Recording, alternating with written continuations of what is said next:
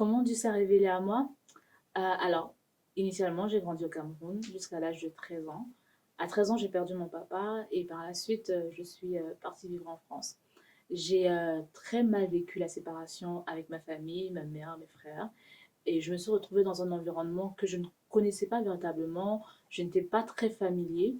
Et du coup, je souffrais beaucoup dans mon coin, mais je souffrais beaucoup. Et ma mère me disait tout le temps, tu sais, Raïssa, Dieu c'est le père des orphelins, il faut lire ta Bible.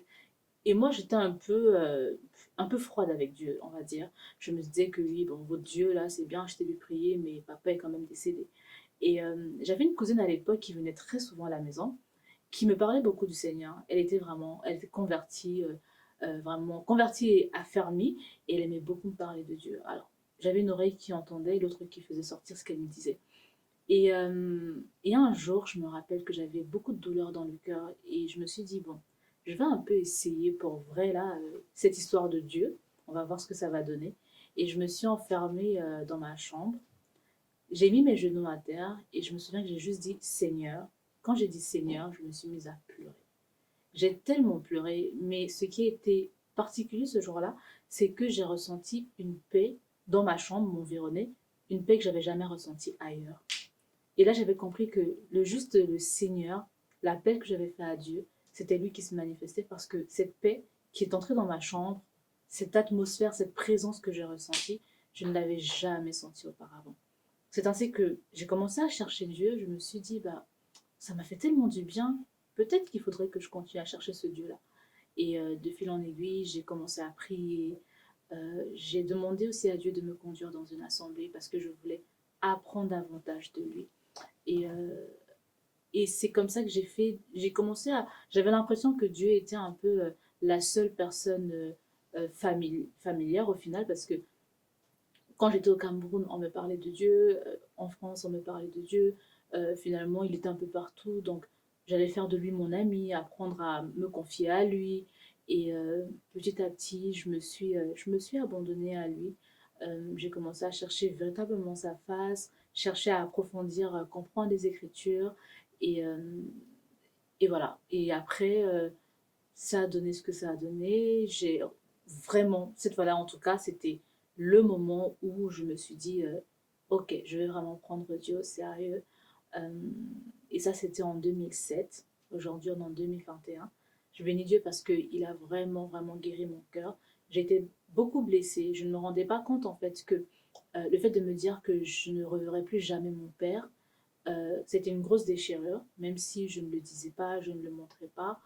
Euh, des fois, j'avais l'impression que le fait aussi de ne pas avoir ma mère avec moi, mes frères avec moi, que ma vie était fichue, enfin, vraiment, ça a été en tout cas une grosse plaie que Dieu est venu guérir dans mon cœur. Et je dirais que Dieu s'est révélé à moi comme un prince de paix, mais comme un père responsable, comme le père que je n'avais pas. Et c'est l'une des raisons pour lesquelles aussi j'ai appris dans ma marche chrétienne à ne pas craindre le manque de provision. Parce que comme j'ai connu Dieu comme un père, il s'est manifesté avant comme ce père qui essuie mes larmes, ce père qui guérit mes blessures, ce père qui prend soin de moi. J'ai vu sa main à chaque fois pour voir dans ma vie. Et, euh, et pour moi, c'est un père responsable. Et aujourd'hui, euh, je pourrais dire que Dieu est vraiment le père des orphelins. Il prend vraiment soin des enfants, de ses enfants. Il n'y a rien que Dieu ne puisse faire dans la vie de qui que ce soit. Tant qu'on fait appel à lui, c'est un gentleman, hein, j'aime souvent le dire. Il ne va pas se forcer, il ne va pas forcer les choses, mais tant qu'on fait appel à lui, il répondra toujours. Il le dit dans sa parole, invoque-moi et je te répondrai.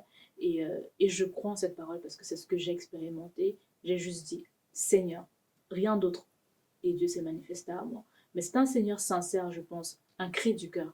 Et, euh, et c'est comme ça que, voilà, aujourd'hui, je marche avec le Seigneur. Euh, Ma vie de tous les jours, c'est un témoignage. Pour être honnête, c'est vraiment un témoignage dans le sens où Dieu m'a mis dans des situations où j'ai dû apprendre à lui faire confiance et où j'ai intensifié cette connaissance du Seigneur, pas seulement au travers de la théorie que j'entendais, mais avec mes propres expériences. Donc au travers de ces situations dans lesquelles je me retrouvais, où je devais compter uniquement sur Dieu. Et quand je dis que, par exemple, que Dieu est un père responsable, je vais prendre un exemple. Un jour, je devais aller au travail et à l'époque, ça il y a quand même un bon moment, à l'époque, je n'avais plus d'argent pour payer. J'avais perdu ma carte Navigo, je n'avais pas d'argent pour payer le ticket pour aller au travail et mon ami qui m'emmenait souvent en voiture ne travaillait pas ce jour-là. Et j'ai dit, bon Seigneur, moi je ne vais pas frauder. Et cette fois-ci, je vais vraiment te faire confiance. Tu dis qu'il ne faut pas s'inquiéter, tu es mon père, alors je vais voir comment tu vas pourvoir. J'habitais seule, je n'avais dit à personne ce que je traversais. Et, euh, et donc, le soir était en train de, voilà, le soir était en train d'arriver. Et je disais, Seigneur, il te reste quelques heures hein, pour voir, parce que demain, moi, je ne fraude pas le bus. Et je ne savais pas comment Dieu allait faire, mais je savais que Dieu était mon père et qu'il allait pourvoir. Et vers 19 heures, par là, c'était en hiver, j'ai une tata qui m'appelle, qui 18h30 ou 19h, elle m'appelle et me dit Raïssa, je suis devant chez toi. Et je lui dis non, c'est pas possible, tu ne viens jamais chez moi. Qu'est-ce que tu viens faire chez moi? C'est pas possible que tu sois chez moi. Elle me dit non, mais en fait, je suis à l'hôpital, la clinique qui est en face, rejoins-moi. Et quand j'arrive et tout, je lui dis simplement oh, mais je n'ai pas pris mon passe Navigo parce qu'elle voulait que je l'accompagne au marché. Et après, elle me dit il n'y a pas de problème. Donc on prend le bus, elle me dit on s'arrête à la gare. On s'arrête à la gare, comme en général elle achète souvent des lots de tickets pour elle, ses enfants, elle achète un lot de tickets, elle me, elle me donne dans la main, donc elle finit d'enlever sa carte bleue, moi je lui redonne, et elle me dit ah va là-bas, tu vas aller au travail comment demain. Là j'ai su que Dieu avait pourvu. Et à chaque fois, ça a toujours été comme ça. Et j'ai compris que le jour où j'ai dit Seigneur d'un cœur sincère, Dieu avait dit ok, enfin tu me laisses prendre mes responsabilités dans ta vie. Et à chaque fois, je ne t'abandonnerai pas. Et il le dit qu'il n'abandonnera pas. Alors s'il y a une personne qui pense que il n'a pas de parents parce qu'il a perdu un parent ou bien parce qu'un parent l'a abandonné, moi tout ce que je peux dire c'est que Dieu est un père et il veut être un père dans ta vie. Et il est capable de pouvoir à tous tes besoins. Je dis ma vie c'est un témoignage. J'ai un blog, j'ai écrit plein de témoignages. Dieu sait prendre soin de chacun de ses enfants, même dans la maladie. Il sait guérir, il sait pourvoir, il sait essuyer les larmes, il sait tout faire. Il n'y a rien qu'il ne puisse ne pas faire. Donc, en tout cas, tout ce que je peux dire aujourd'hui, c'est que Dieu veut prendre ses responsabilités. Il faut simplement qu'on ouvre son cœur, qu'on lui ouvre notre cœur, et il saura tout simplement accomplir cette mission de père responsable.